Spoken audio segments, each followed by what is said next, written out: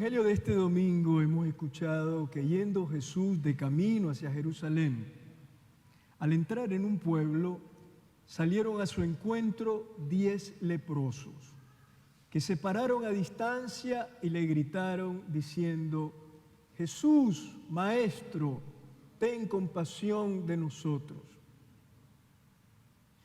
Como sabemos, los leprosos eran personas a quienes la ley de Moisés les prohibía entrar en contacto con los demás. Vivían excluidos de la vida social y del culto.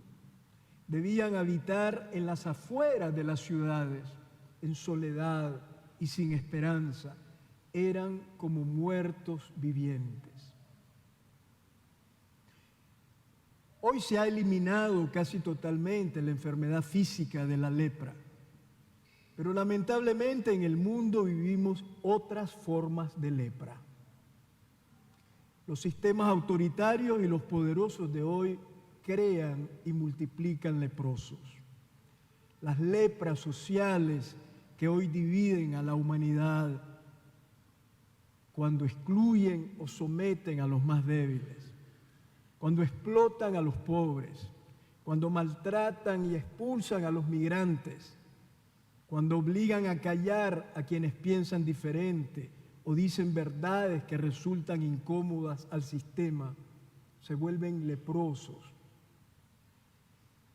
Los leprosos del Evangelio ven de lejos a Jesús y le gritan: Jesús, Maestro, ten compasión de nosotros. Es un grito breve, desgarrador, que brota desde lo más hondo del dolor humano. Aquellos pobres hombres desfigurados en su cuerpo todavía tienen ojos para ver y boca para gritar. Son un icono de la auténtica fe.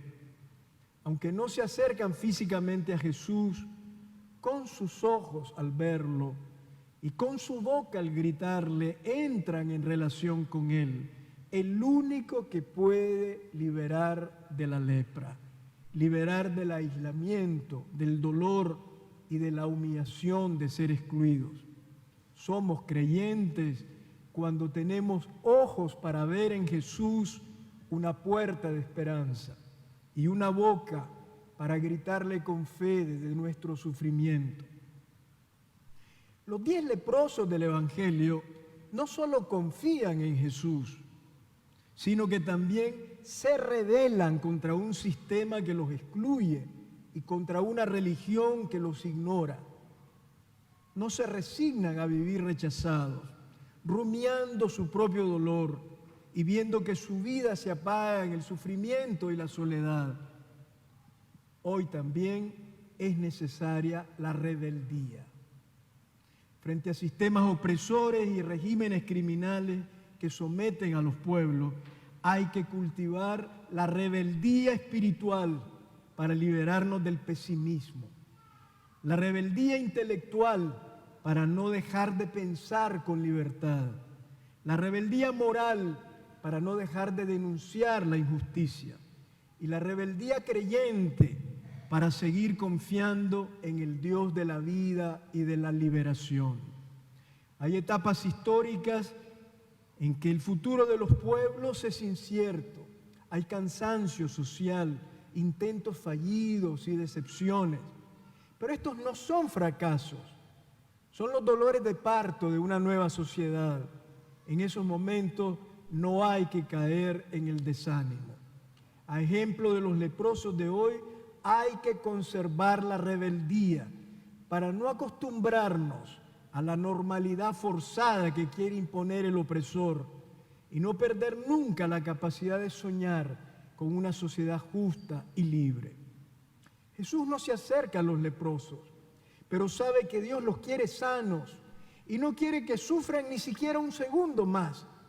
Por eso, inmediatamente, sin perder tiempo, les pide que se vayan y se presenten a los sacerdotes del templo para que comprueben su curación y puedan reintegrarse a sus hogares y a su pueblo.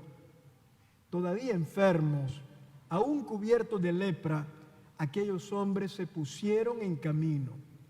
cumpliendo ellos también sin tardanza y con confianza la orden de Jesús. Sorprendentemente, dice el Evangelio, que mientras iban de camino, quedaron purificados de su lepra.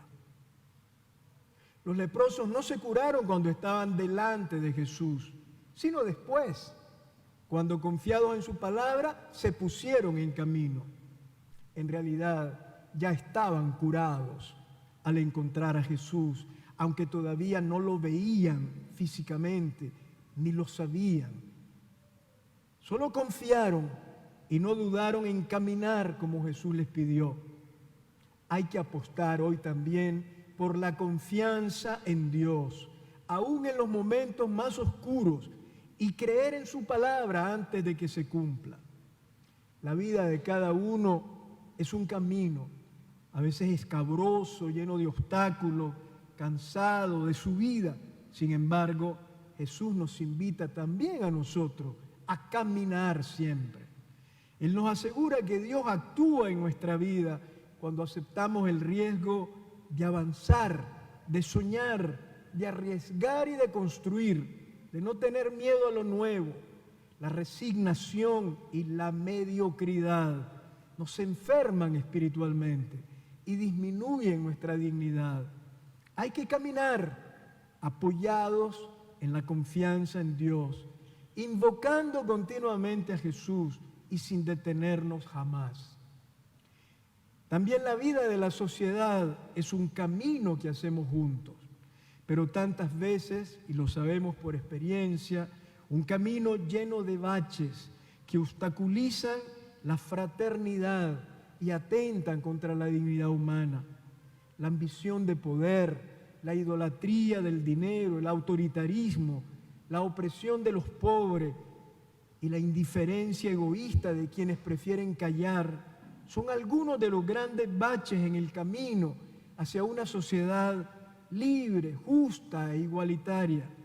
Sin embargo, nada debería detenernos en el camino por soñar y luchar por un mundo mejor, más humano y más solidario. La mejor manera de predecir el futuro es crearlo. El camino es curación, porque es fermento de esperanza.